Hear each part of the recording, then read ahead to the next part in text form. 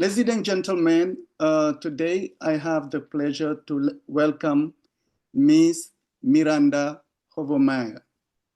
She's Administrative Director at Interfaith Family Project. Ms.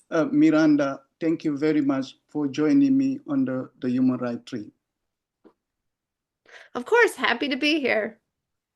So, how's life in Maryland? Good. We've been very gray and gloomy lately, in this kind of Stephen King novel weather. Very, very autumn. But good otherwise. It's a very busy time of year for interfaith families as we gear up to move into the winter holiday season. So, we're doing a lot of preparation to celebrate the Advent season as well as Hanukkah. So, those are the holidays we're kind of preparing for as interfaith families. I see. When it comes to the state, what is the capital of Maryland? The capital of Maryland is Annapolis, and Annapolis is out on the water, and it's very much a boat water town. The Naval Academy is there. Um, and I actually live closer to Washington, D.C. So Silver Spring, where I am, is closer to D.C. and the nation's capital. I see. But when it comes to your faith, can you tell us a little bit your background? Yeah, so I identify as a humanist. I'm a secular humanist, and I'm a humanist chaplain at American University. That's one of the hats I wear. And I'm also the administrative director of the Interfaith Families Project here in Washington, D.C. So my faith background is I was raised in a United Methodist household. My parents are both still practicing United Methodist. Um, they always encouraged me to find what I believed in, kind of try on different things and didn't really push me that I had to be this or that or the other thing. So I went through some things in my life that were really difficult and did a lot of exploring of different traditions and went through kind of a phase of agnosticism and then um, went to graduate school at Meadville Lombard Theological School and found humanism, and that really spoke to me, and that's where I've kind of fallen ever since. So nowadays I identify as a humanist, but I was raised in a United Methodist family. For the people who don't uh, understand what humanism is about, can you take us through the history of that concept and what Oh, it represents? yeah. I mean, it's a long history. It's kind of hard to take you through the whole history in a short time. Um, so humanism is essentially, I'll describe it as the belief that human beings can and should be good, whether or not there is a God. In the United States, humanism is decidedly more secular, more atheist humanism. If you're over in Europe, for example, it's largely more religious humanism. But whether or not there is a God is not that much of a focus of the meaning of the tradition as much as the value of the human being, what we can do as a human collective, and how we are responsible to work to improve the good for all. So you can trace humanism back through kind of all cultures. There's a lot of what we hear about typically is the Greek and Roman humanists and early philosophers. However, I think it's really important to recognize that Eastern traditions and Persian traditions that are older often than these kind of Greek and Roman traditions also have roots of humanism and atheism. It's just that they weren't as popularized in history. So I'm trying to get away now from just saying like it's rooted in Western traditions because you can find it across the globe. So it's really just the person claiming that the value of the human and human worth and dignity and um, human right to self-determination is essentially more valuable, if not as valuable as the determination of the gods and what the gods believe. So it kind of changes, some humanism is definitely more atheist, like there is no God, so that doesn't matter. And some is like there is a God, however, that God does not determine anything having to do with my self-determination. So yeah, that's humanism in a nutshell. I mean, a separate lesson could be offered on the history of humanism. That's kind of a long subject, but Yeah, humanism is a thing that I think a lot of people don't know about because we aren't the best marketers. We don't proselytize. We don't try to get people to become humanists. If you find humanism and you're interested in it, we will gladly have you. We have the American Humanist Association here in the United States, but there's also Humanists International. So there's large bodies of humanists, and you can get involved in pretty much any country that allows, us to be there. Um, but we don't go out and try to like convert people or, proselytize or anything. So, yeah. It's quite interesting when you come to me, for instance, it's the first time I'm hearing about humanism, and oh, just why I even wanted to ask another question about it. Is it yeah, of course. individual pursuit, or is there is an organization like the Catholic Church that are well structured? Um, Both and either. You can choose to do it. I would say it's non-dogmatic, so there's no, you know, um, non-creedal, non-dogmatic. Like you don't have to necessarily follow a strict rules or set guidelines, but if you want to fall in a place where you have those structures in place, you can look into what's called ethical societies here in the United States, which the ethical tradition was started by Felix Adler. And so there are a number of those still in existence. Also, quite a lot of people in the Unitarian Universalist tradition identify as humanist and kind of center their belief in communities around humanism. So it kind of depends. Humanism can be very individualized and, self-contained, or it can be done in community. And it's just whatever an individual feels they're suited to.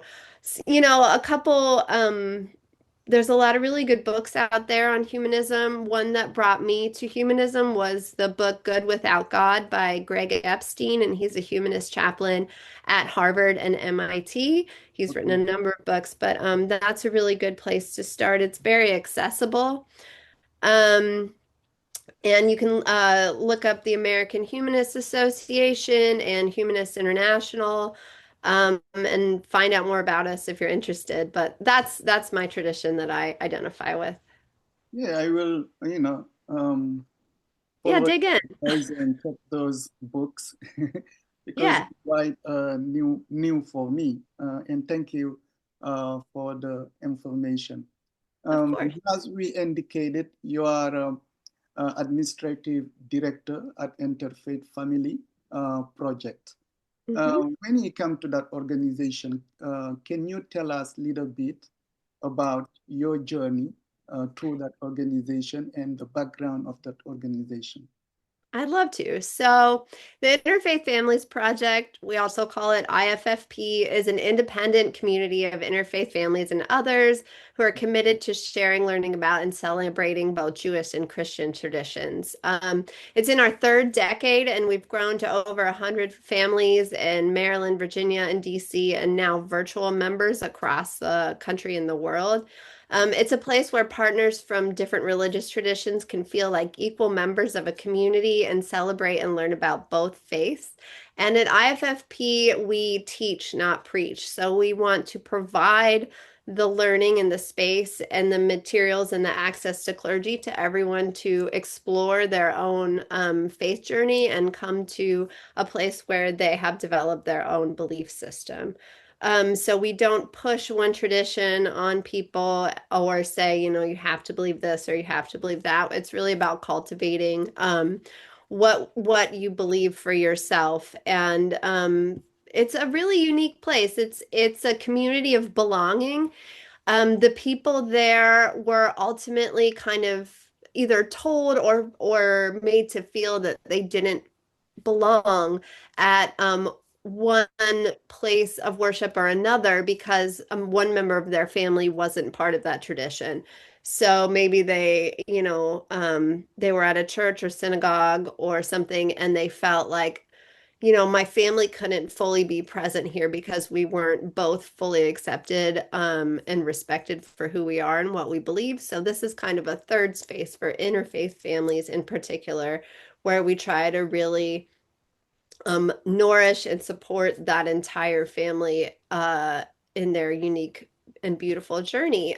So I have been with the Interfaith Families Project for 12 years now. I've always been really drawn to kind of marginalized places within the interfaith world, interfaith movement. So to me, that's working with interfaith families, people with multiple religious belonging or multiple religious identity, and the non-religious, atheist, secular, etc., in interfaith spaces. So kind of getting outside of that kind of early, like even Abrahamic tent of interfaith work, and then, you know, Abrahamic Dharmic tent, where to kind of include everybody else who doesn't fall neatly into those lines, who has found themselves on the margins some way in interfaith work in these spaces, and try to really bring in those people who are on the edges and make them feel like this is their work, their place, their right to access this the same as everyone else. I see. But when it comes to the background of the organization, when the organization was created and who was the founder? So the organization was created by a group of moms in 1995. They were kind of told that they couldn't couldn't really be a part of wherever they looked for a religious home because their partner was not that tradition, or they were teaching their kids like about both traditions in one house. So it was really started by this group of mothers who who were looking for a space where their interfaith families could be fully accepted. And it started out as just an education program. So a place where these mothers could bring their children, where someone would come and educate them about both traditions, you know. So they would maybe get a rabbi to come and teach them about Judaism one week, and then like the next week they'd have a priest come and teach them about Catholicism. So after a while, it kind of evolved from this schoolhouse educational model to a community of interfaith families wanting to come together and find a way to have rituals and worship both, you know, worship their traditions together but independently and respectively in one space. And it kind of evolved into its own beautiful thing. It offers prayers from multiple religious traditions and also has some of its own liturgy that is unique to it itself. So it was started essentially out of necessity by these women who were mothers that didn't feel that their families had anywhere that they could really fully be accepted, and said, you know what, then fine, I'm going to start my own thing. And that's what they did. They started it back in 1995. The organization is now 30 years old and it is going strong and it keeps going. And I think part of the reason it does so well is because there's such a deep need for this that other places aren't meeting. So this third space has really blossomed into this beautiful community that's going 30 years strong, and it has a rabbi and a reverend, a Presbyterian reverend on staff, and it just is growing. Especially, it's really interesting to watch it continue to grow as traditional religious spaces aren't necessarily experiencing that growth, because I think people are finding that there are ways to explore our faiths and traditions kind of outside of the traditional models and places of worship that had strict guidelines about who is allowed to be here and be involved and who isn't. I see. Your organization is based only in Maryland, or you have different chapters around the state? Mm. Yeah, so we're headquartered in the Washington D.C. area. So we call it the DMV, which stands for the District, Maryland, and Virginia. So we most of our families are still in Maryland, and then Virginia after that, and then DC after that. But during the pandemic, like everyone, we did our pivot and, took everything online, which really allowed us um to provide services for families wherever. So, we've had families all over the United States, like in California and in, Massachusetts and Georgia and New Hampshire, wherever. Mm. But also, we've connected and been able to support some families in Canada and Romania and South Africa. So, I see. it really the going on of Zoom of everything has allowed us to kind of um, branch out who we can help and how we can help them. I think in another 30 years, I would love to see us have more established on the ground chapters in major cities in the United States, and maybe other places that are operating similar to how the DC area group operates. And so not just online, but also in person as well. If a person come to your organization and knock at your door and is seeking for help, can you take us to the process? What process do you use to welcome the person and help him or her um, in her issues, whatever she are able to present to you? Yeah. The most typical people that come to us in the situation you described are usually couples Okay. that either are interfaith couples and dating and kind of um, are looking for community and guidance and reassurance Mm. and support. And so if you were a couple and one partner is Catholic and the other partner is Reformed Jewish, and you have your families who are like maybe not fully in support of your relationship, Mm. but you feel that this is the person for you, and you are going to make this relationship work, then you could come to us and we would bring you into community with us and introduce you to other couples who look like you and who have made this work and who have flourished, honestly. We offer an interfaith couples workshop, which we've taken fully online, so people can participate from all over the country.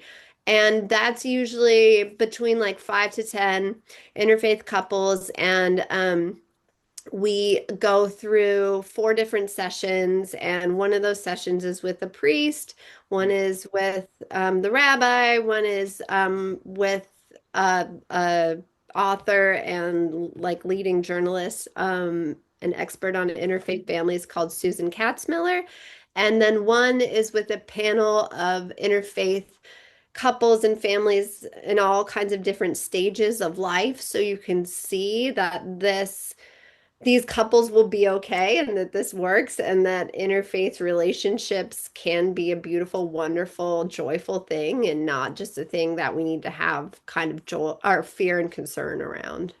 I see. As an organization, based what you are describing, I think you are here to help a couple who are in love, but they don't share the same faith. And you're trying to reconcile love versus faith. However, I'm assuming as an organization also, you face challenges. And if is the case, can you name us few challenges you face and what do you do often to overcome those challenges?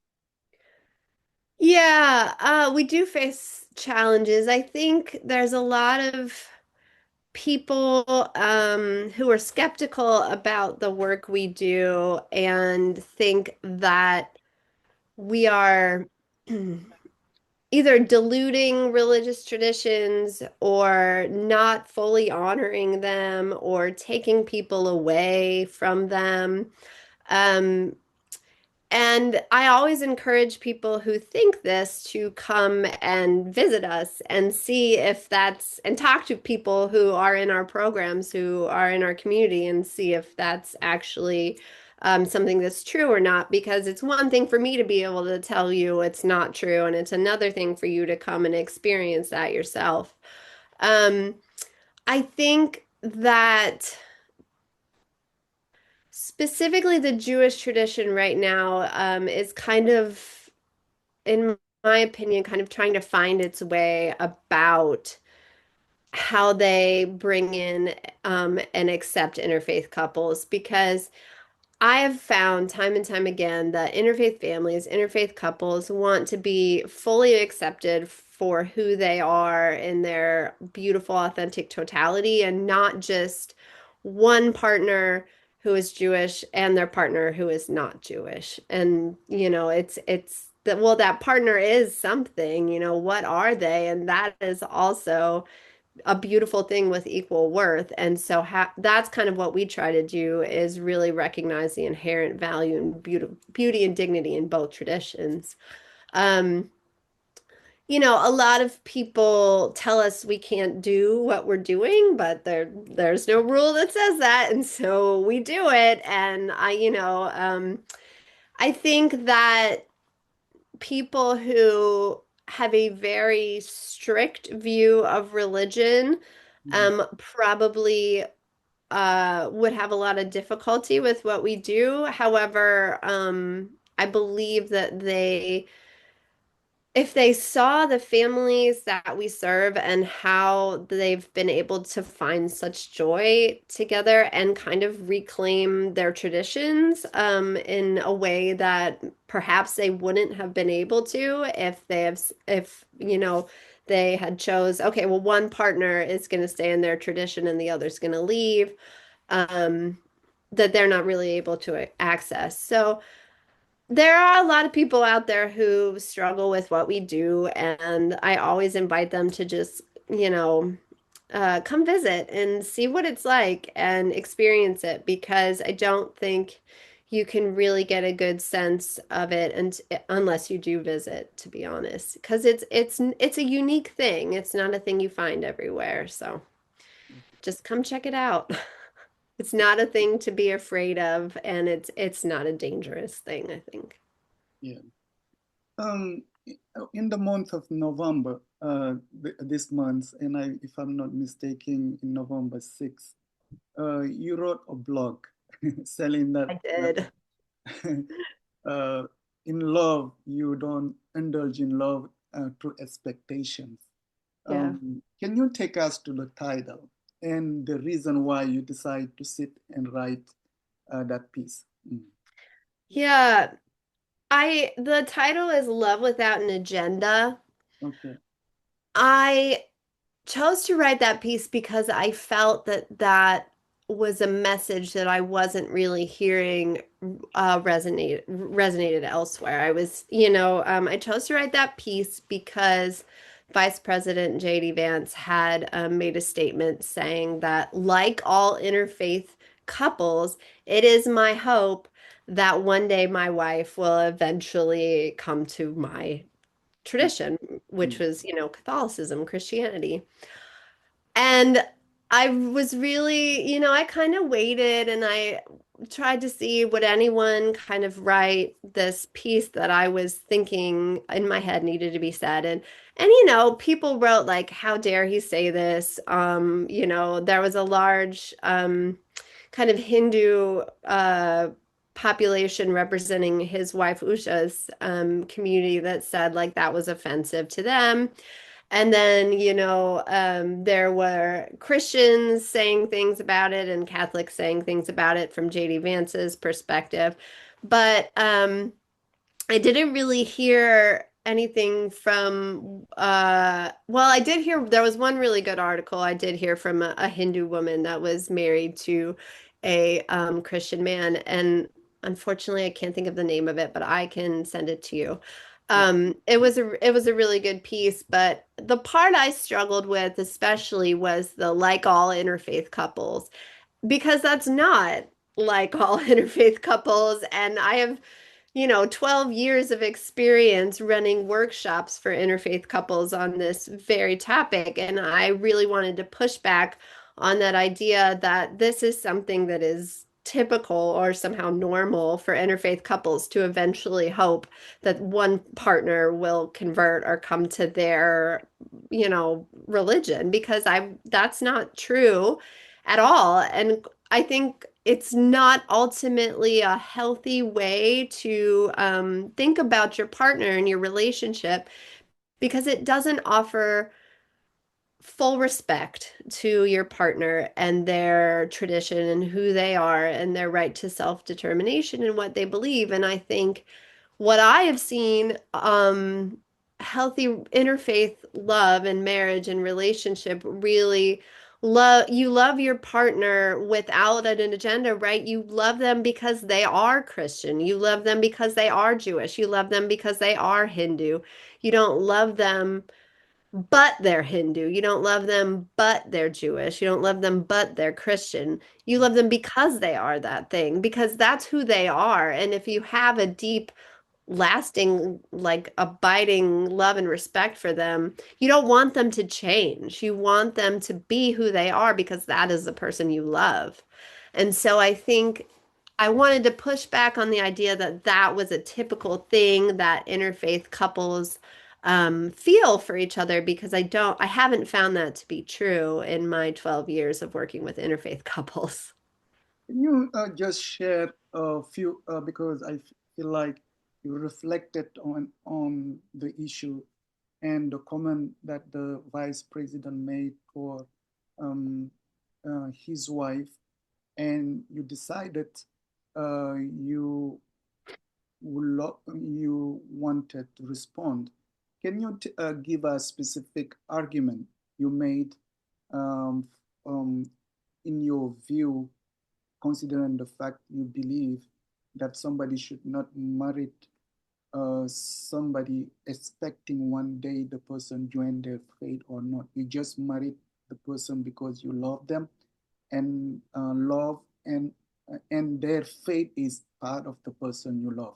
What are the specific arguments you put there to kind of defend your views?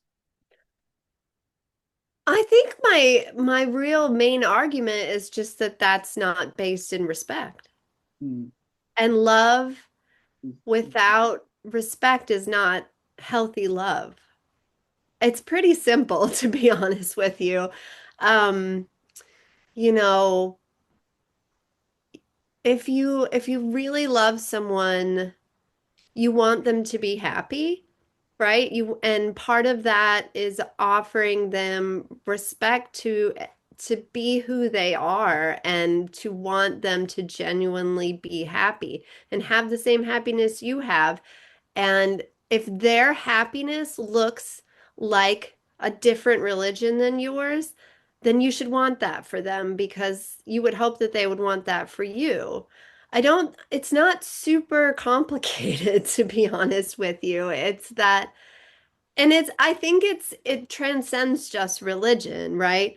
So if you love someone, you want for them what they want for themselves, because that's deep love and respect. And so, if I love someone who is into, I don't know, playing. My husband loves to play the banjo, but I don't really love to listen to the banjo all the time, but it makes him happy and it provides him with purpose and meaning and happiness and love in life. And so I want him to do that and be happy because that's what a healthy relationship looks like.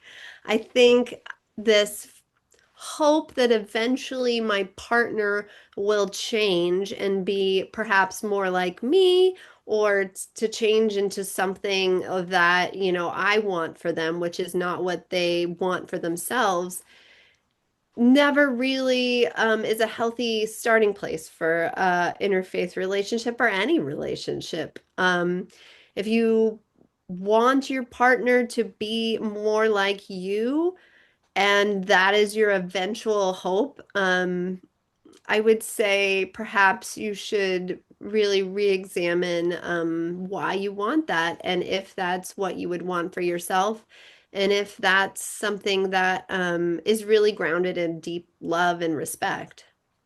Yeah. But as you indicated, it can is simple when there is love, there is respect. However, we have to admit many people struggle with those issues, and um, as you um, as you indicated in this interview, there are many couples that came to your organization, and then I think they come over there because they are struggling about loving a person with different faith. Let's imagine the vice president read your blog and decide to come visit your organization. What advice are you going to give him? I mean, I would love that, before even JD Vance was on the scene. We're in DC, and Vice President Kamala Harris, she's also in an interfaith relationship. So, if these people, if JD Vance and his wife Usha decided to visit the Interfaith Families Project, I would hope that they would see modeled for them interfaith marriages, where there's no pressure to change, where there's no hope that my partner will eventually someday be more like me or my tradition because my tradition is right or I want that for them. I would hope that he would see modeled for them interfaith families that are truly existing in deep mutual respect for their partner and what their partners believe. Um, if you ultimately think that your partner's faith tradition is wrong and that your hope is that they will eventually come around to your tradition, then I would say you lack respect for your partner, to be honest. And I would hope that you could eventually come to really truly respect your partner and their tradition in the same way you would hope that they respect your tradition and yourself. Um, and I would hope if JD Vance came, he could just see perhaps what a more healthy, modeled interfaith relationship and marriage looks like, where people aren't expecting their partner to change because they don't want them to. Yeah. They love them for who they are, and they don't need them to be anything else. Yeah, is as you indicated, I read the blog and I was very, um, you know, um, amazed about your views and how you wrote it. And I will encourage people to go read the blog. Thank But you. there is a crucial issue when you come to faith. I I did work in interfaith. I took trainings in the Chicago area and I learned a lot. with the Interfaith organization. I think the name is Interfaith America. And often That's how we met, Alpha. You don't remember this, but I used to live in Chicago, and that's how we met, is you and I met at an Interfaith America event, like probably like yeah, 15 years ago or something. A long time ago, but I have a really good memory. So. yeah. And when you come to religions, what the main I am going through when I go to prayers and I love to go visit different religions, I believe there are three components. There is the intro, the structure, and the conclusion. Often the intro and the structure of the sermon are quite interesting and similar all about the religion. But the conclusion is often where is the issue lie, because they say if you really want to achieve or go to heaven or whatever the goal is, you have to follow our faith. So let's take that situation. Maybe the vice president will see is out of love. I'm saying that because my faith is the route to heaven. What are you going to say about that view? I would say, do you want that for you, JD Vance, or do you want that for her? Like, do you want your wife to go to heaven because that's what you want? Or do you want your wife to go to heaven because it's what she wants? And sometimes I think that's part of being in a relationship that is healthy, is knowing that sometimes you have to make the choice that's harder for you because it's not the right choice for the person you love, and the right choice for them might be different from you, the what feels like the right choice for you. Mm. Um, and I think that that is the thing that interfaith couples struggle with. I've had couples come to our workshop that have brought up that issue of the afterlife, and I fear about my partner may not be in the afterlife with me where I want to be. And we work through those subjects. Those aren't totally new to me. Those are fairly common things that we talk about. Um, I think our clergy also, I think, offer perhaps a less strict reading and interpretation of those things. I think that if you're in a place where you're meeting someone from a different tradition and then you're dating someone from a different tradition, you're already kind of in a way of a mature faith growth and faith development, perhaps, where you're able to say, well, perhaps my God is not so limiting that they would only allow just people exactly like me access to this afterlife. Perhaps my God and my tradition is more wide and varied and loving and accepting than perhaps I was brought up to believe it is. And I've read about my tradition more and actually gotten more educated about my tradition, outside of what I just, learned superficially in Sunday school, to say, actually, there's a lot of theologians in my tradition who believe that, it's possible for my partner to have access to the afterlife and heaven in the way that I do, or,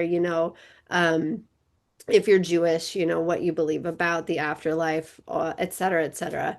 And I think that that is possible, and it also takes a deeper dive and a deeper level of theological education than most people are used to, which is another beautiful thing I have to say about interfaith families.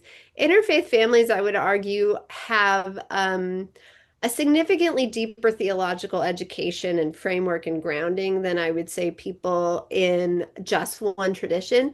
Because if you marry and meet someone in your tradition, you aren't necessarily feeling the onus to learn more about your tradition. You both believe the same thing.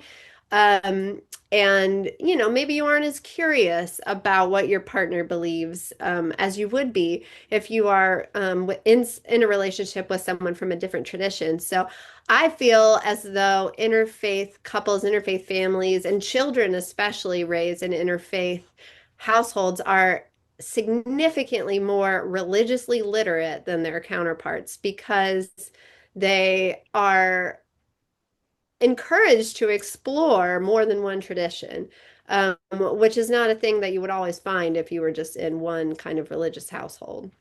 Yeah, I will come to that to the children now, because you indicated often couples with different faith. Now, do you experience teenagers coming and struggling to find a path, whether for the love of their mother they should follow the faith of them, or for the love of their father?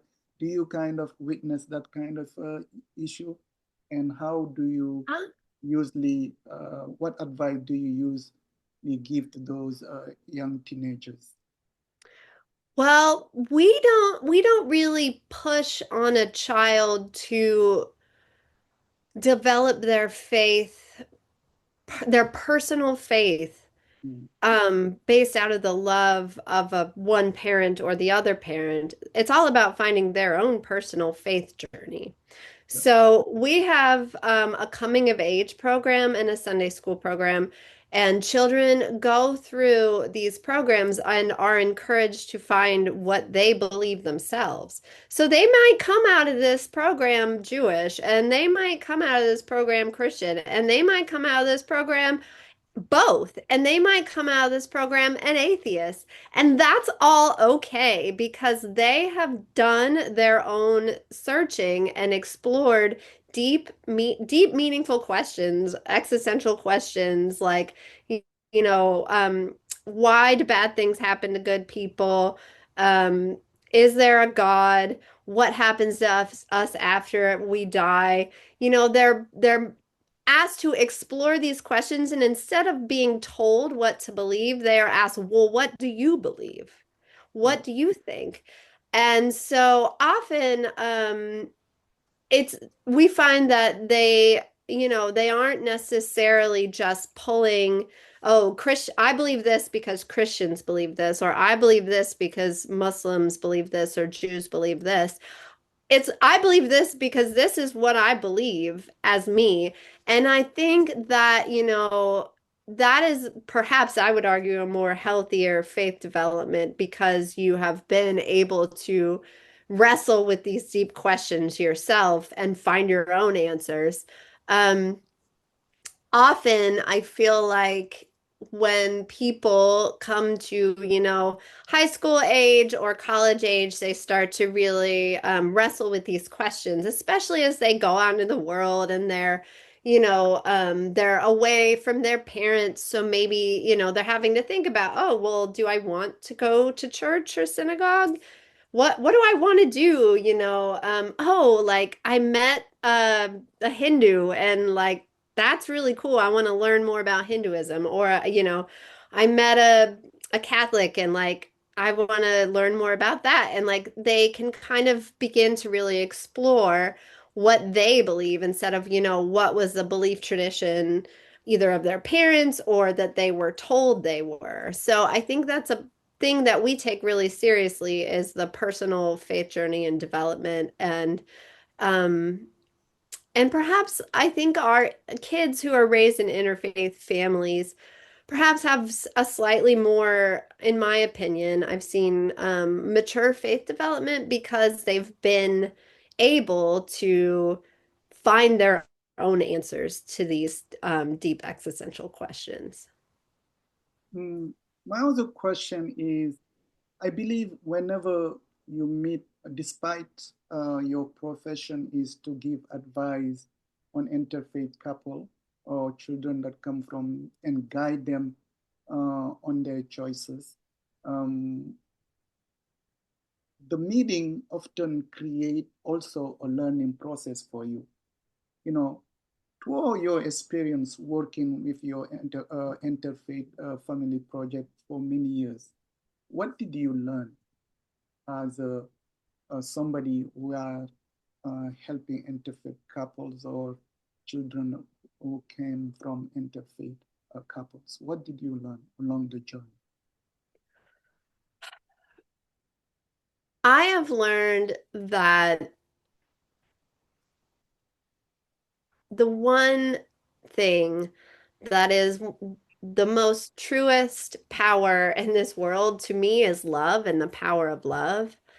And that anything that kind of fights against love is really ultimately a force of harm. And it's my hope that we can move from places of fear about the religious other and perhaps relationships and fear of love and relationships with the religious other to a place of acceptance and love just as a people.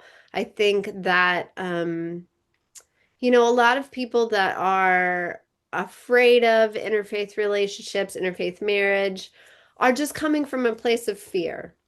And I wish, I've really learned, and I wish that more people would eventually come to see that all people want is love, right? These people are only operating out of a place of love and well-meaning. And I think that all of our traditions would be better served if we could really fully embrace that love instead of operate from a place of fear of the other.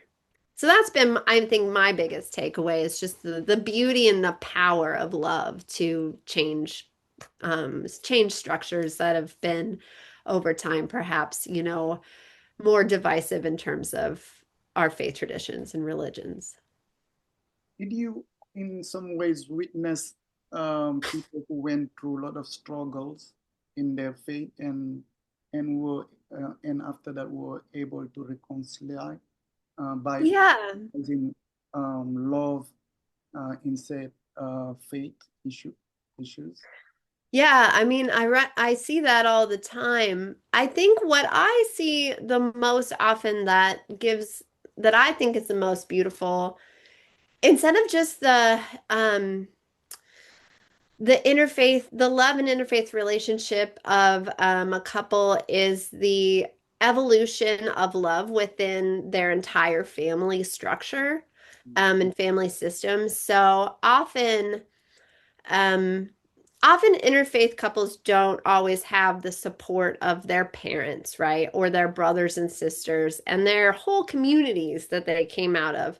Um, and so the most moving thing to me, I think, is when, because of that couple, all of those family structures and community structures are suddenly able to shift and embrace acceptance and love and difference because of that couple.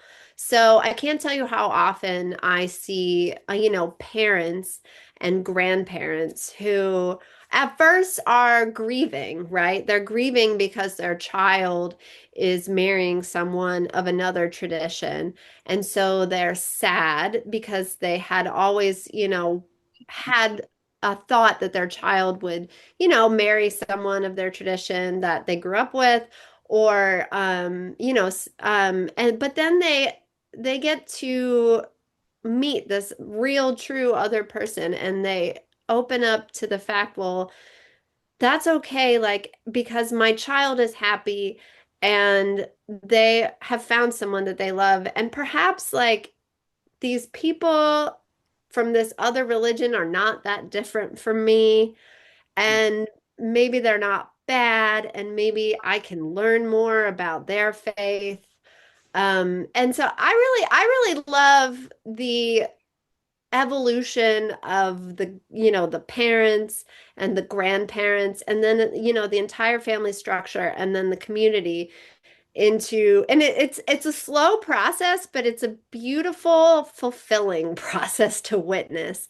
It's just the change of kind of both worlds, but in a really kind of macro way that can come to, be born out of this one interfaith relationship. So you may not have ever met, a Christian if you or a Catholic if you're Jewish, and you have all these preconceived notions about them, perhaps, or vice versa, but then your kid is dating one, you're suddenly having to confront these Yeah, preconceived notions and biases that you may have and say, well, but this person is great. Like I had all these bad opinions about them and their tradition, but it turns out none of those are based in reality. I actually love this person. Maybe Catholicism isn't that bad, or maybe Judaism isn't that bad, or whatever, So just seeing like how this works on a more grand scale has been really fulfilling for me. yeah. I totally agree with your view because I don't think you should go on judging without knowing, and you should always learn to from other people's faith, from other people's interests before you make any judgment, because judging without knowing, I don't think is logical. If somebody want to learn more about your work and your organization, what advice are you going to provide to that person? Yeah, three things. I would say visit our website, IFFP.org. One of the books I have and one I don't that I want to share about, but one of the books is called Being Both. And the other book is this one. It's the Interfaith Family Journal Interfaith Family Journal. Okay, by that's Susan Katz Miller. She also wrote Being Both. yeah, These are really, really valuable, important books because she's done a lot of research about these families, and she is from one of these interfaith families. She was raised Jewish, but her mother was Christian Episcopalian, and her father is Jewish Reform. And she's in an interfaith relationship, and she raised interfaith kids in an interfaith marriage.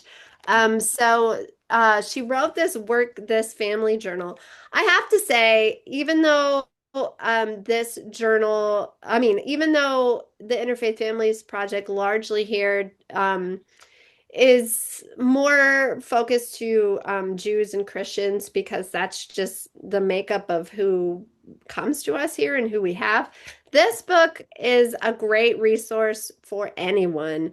I have to say, like any kind of interfaith tradition or not interfaith tradition, this is a really good resource for couples that are just kind of starting out and kind of planning a life together, especially if you come from two different religious traditions. But two different cultures, we're different people. And this book, it's just a helpful tool to talk about and kind of plan our life together. I see.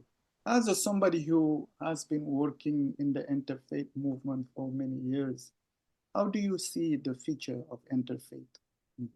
Yeah, I've been in interfaith work for Although, about 20 years now. Um,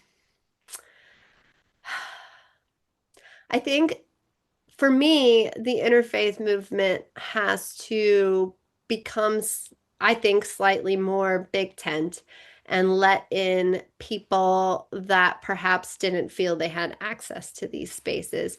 And what that means is really being fully able to authentically welcome the intersectionalities of a person. So, it has to be able, if it wants to adapt to meet the future needs of people. It has to be okay with welcoming in gay people. It has to be okay with welcoming in atheists and non-religious people. It has to be okay with welcoming in people who practice indigenous traditions.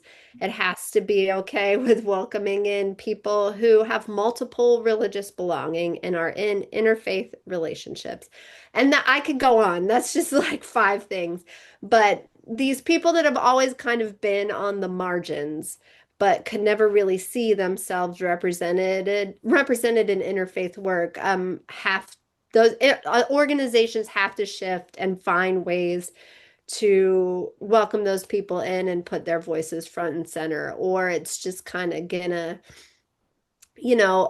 cease to be less valuable as people kind of trend in ways that are outside of traditional religious belonging and in institutions.